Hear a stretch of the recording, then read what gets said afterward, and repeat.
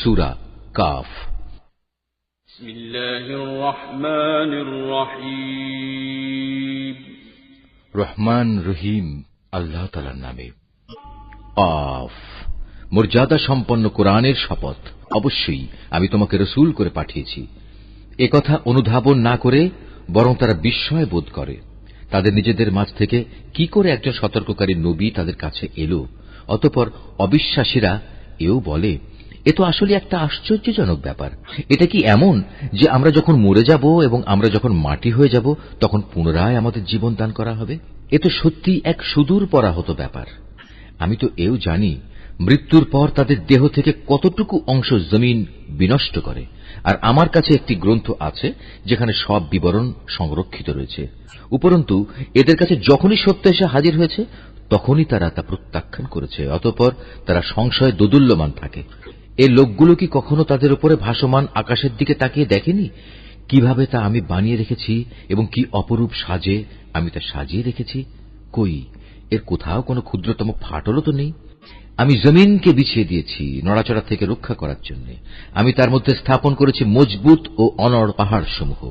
আবার এই জমিনে আমি উদ্গত করেছি সব ধরনের চোখ জুড়ানো উদ্ভিদ।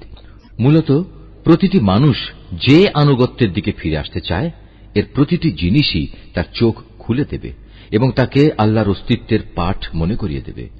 আকাশ থেকে আমি বরকতপূর্ণ পানি অবতীর্ণ করেছি এবং তা দিয়ে উদ্যানমালা ও এমন শস্যরাজি পয়দা করেছি যা কেটে কেটে আহরণ করা হয়। আরো পয়দা করেছি উঁচু উঁচু খেজুর বৃক্ষ যার গায়ে গুচ্ছ গুচ্ছ খেজুর সাজানো রয়েছে। এগুলো আমি বান্দাদের জীবিকা হিসেবে দান করেছি এবং আমি পানি দিয়ে মৃত ভূমিকে জীবন দান করি। এমনই মৃত মানুষদের কবর থেকে বেরিয়ে আসার ঘটনা সংঘটিত হবে। এর আগেও নুহের জাতি, রসের অধিবাসী ও সামুদ জাতির লোকেরা তাদের নবীদের অস্বীকার করেছে। অস্বীকার করেছে আদ, ফেরাউন ও লুতের সম্প্রদায়ও। বনের অধিবাসী এবং তুব্বা সম্প্রদায়ের লোকেরাও তাই করেছে। এরা সবাই আল্লাহর রসুলদের মিথ্যাবাদী বলেছে। অতঃপর তাদের উপর আমার প্রতিশ্রুত আযাব আপতিত হয়েছে। আমি কি মানুষদের প্রথমবার সৃষ্টি করতে গিয়ে এতই ক্লান্ত হয়ে পড়েছি যে এরা আমার পুনরায় সৃষ্টি করার কাজে সন্দেহ পোষণ করছে? নিঃসন্দেহে আমি মানুষদের সৃষ্টি করেছি। তার মনের কোণে যে খারাপ চিন্তা উদয় হয় সে সম্পর্কেও আমি জ্ঞাত আছি, কারণ আমি তার ঘাড়ের রগ থেকেও তার অনেক কাছে অবস্থান করি। এই সরাসরি জ্ঞান ছাড়াও সেখানে আরো দুজন ফেরেশতা, একজন তার ডানে আর একজন তার বামে বসে তার প্রতিটি তৎপরতা সংরক্ষণ করার কাজে নিয়োজিত আছে। ক্ষুদ্র একটি শব্দও সে উচ্চারণ করে না, যা সংরক্ষণ করার জন্য একজন সদা সতর্ক প্রহরী তার পাশে নিয়োজিত থাকে না। মৃত্যু যন্ত্রণার মুহূর্তটি সত্যিই এসে হাজির হবে। তখন তাকে বলা হবে, ওহে নির্বোধ, এ হচ্ছে সে মুহূর্তটা যা থেকে তুমি পালিয়ে বেড়াতে। অতঃপর সবাইকে একত্রিত করার জন্য শিঙায় ফুঁ দেয়া হবে।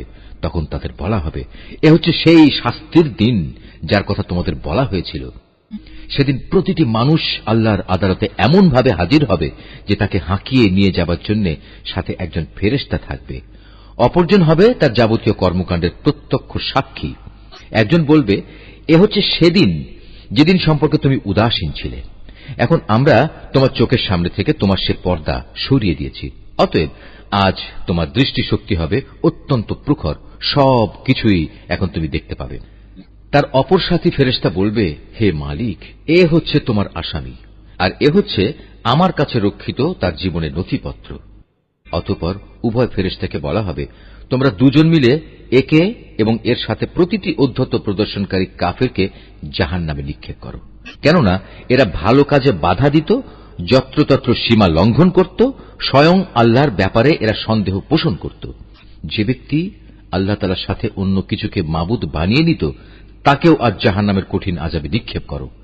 এ সময় তার সহচর শয়তান বলে উঠবে, হে আমাদের মালিক, আমি কিন্তু এই ব্যক্তিটিকে তোমার বিদ্রোহী বানাইনি। বস্তুত সে নিজেই ঘোর বিভ্রান্তিতে নিমজ্জিত ছিল।